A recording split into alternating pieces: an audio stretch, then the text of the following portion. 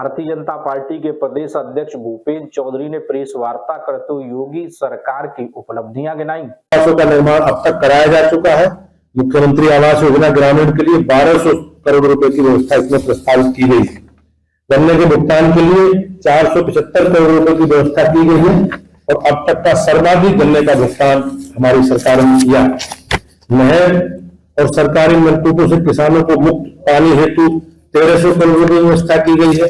Basic शिक्षा परिषद के लिए होने वाली संचालित प्राथमिक एवं उच्च विद्यालयों की सुविधाओं के विकास के लिए 2000 करोड़ रुपए की व्यवस्था की गई।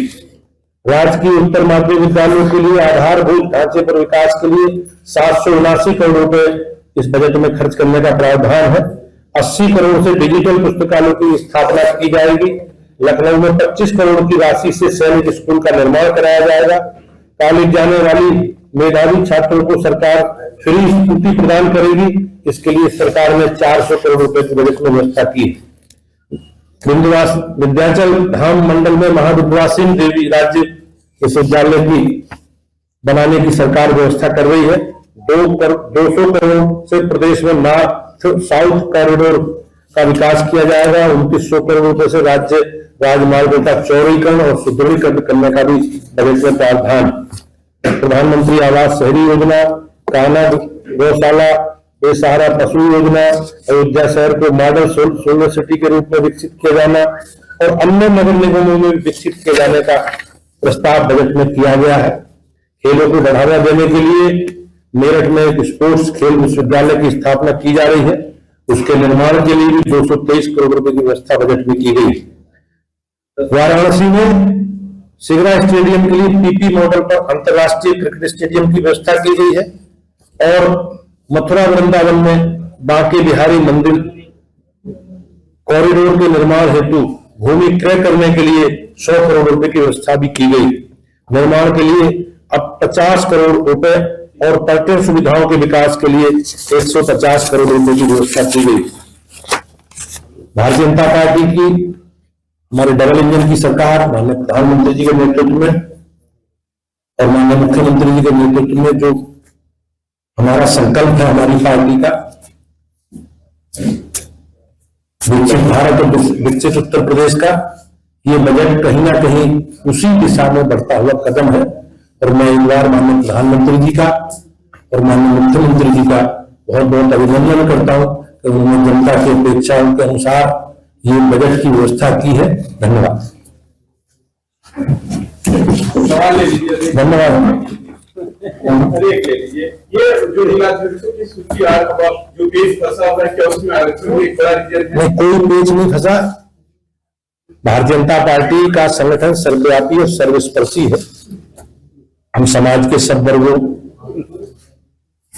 में हमारा प्रतिनिधित्व है और आप देखेंगे हमारा ही एक ऐसा संगठन है जिसमें महिलाओं के लिए, अनुसूचित जाति के लिए और सबके लिए काम करने के समान अवसर दिए गए। दिल्ली के विधानसभा चुनाव और कुंभ के कारण कुछ प्रक्रिया धीमी हुई थी। एक लोकतांत्रिक दल के नाते हम आपस में बातचीत करके ये प्रक्रिया आगे बढ़ी है और बहुत जल्दी आपको नए जिलाध्यक्षों की सूची भी और नई प्रदेश राष्ट्र की व्यवस्था भी आप सबके बीच में आएगी। धन्यवाद। चौथा इंजन है निर्यात का। भारत को वैश्विक शक्ति बनाने की पहल के तहत मेक इन इंडिया नीति के तहत अब पूरी दुनिया में अपनी छाप छोड़ रही है। निर्यात संवर्धन मिशन भारत को निर्यात का हब बनाने के लिए एक नई पहल है। एयर कार्गो के लिए भंडारण की सुविधा बढ़ाई जाएगी जिससे कृषि और खाद्य उत्पादों को तेज निर्यात किया जाएगा। देश में करदाताओं और मध्यम वर्ग को राहत देने का एक बड़ा काम इस बजट में किया गया है। देश के करदाताओं के लिए बजट निश्चित रूप से राहत लेकर आया है। अब तक 12 वर्ष तक 12 लाख तक की वार्षिक आय पर कोई आयकर नहीं लगेगा।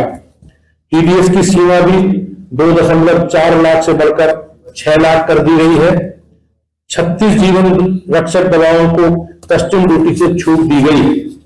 सामाजिक कल्याण और समावेशन हमारा लक्ष्य है। सबका साथ, सबका विकास और सबका विश्वास और सबका प्रयास। पीएम स्वनिधि योजना के तहत स्ट्रीट वेंडर के लिए 30 लाख तक का यूपीआई लिंक क्रेडिट कार्ड दिया जाएगा। 50.00 अटल पेरेंट लैब्स बनाई जाएंगी ताकि सरकारी स्कूलों में नवाचार को बढ़ावा मिल सके। 10,000 नई मेडिकल सीटों के साथ चिकित्सा का विस्तार होगा। शिक्षा के क्षेत्र में एआई के केंद्र स्थापित किया जाएगा जिसमें 500 करोड़ रुपए की लागत से विकसित होगा। साथियों, ये बजट सिर्फ आंकड़ों का बजट नहीं है, ये आत्मनिर्भर भारत का माननीय प्रधानमंत्री जी का संकल्प है। ये हर किसान, हर युवा, हर उद्यमी, हर नागरिक की आकांक्षाओं को पूरा करने वाला बजट है। और निश्चित रूप से माननीय प्रधानमंत्री जी के नेतृत्व में जो हम सबका सपना है विकसित भारत का, एक ऐसा भारत जहां सबके पास समान अवसर हो, हर उद्योग को बढ़ावा मिले और हर व्यक्ति को आत्मनिर्भर बनने का अवसर मिल सके, इसका प्रयास माननीय प्रधानमंत्री जी कर रहे हैं। आइए हम सब लोग मिलकर अपने इस विकास यात्रा का हिस्सा बने और भारत के निर्माण में अपना योगदान दें।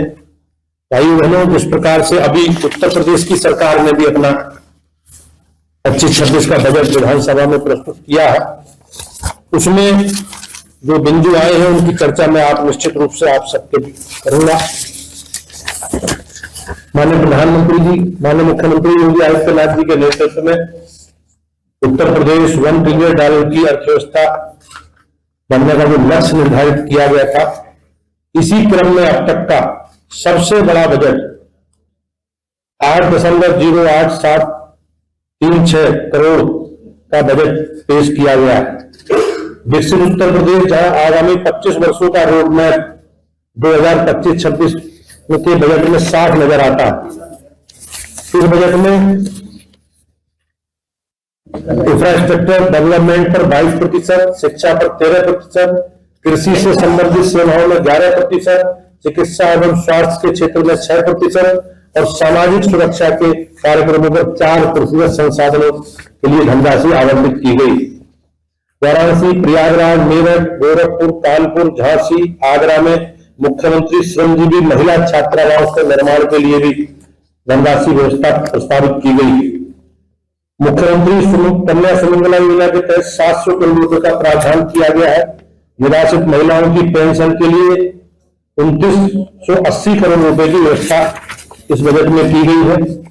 मुख्यमंत्री युवा उद्यमी विकास योजना के तहत 1000 करोड़ रुपए और मुख्यमंत्री स्वरोजगार योजना के तहत 225 करोड़ रुपए खर्च किए जाने का लक्ष्य निर्धारित किया गया है। प्रधानमंत्री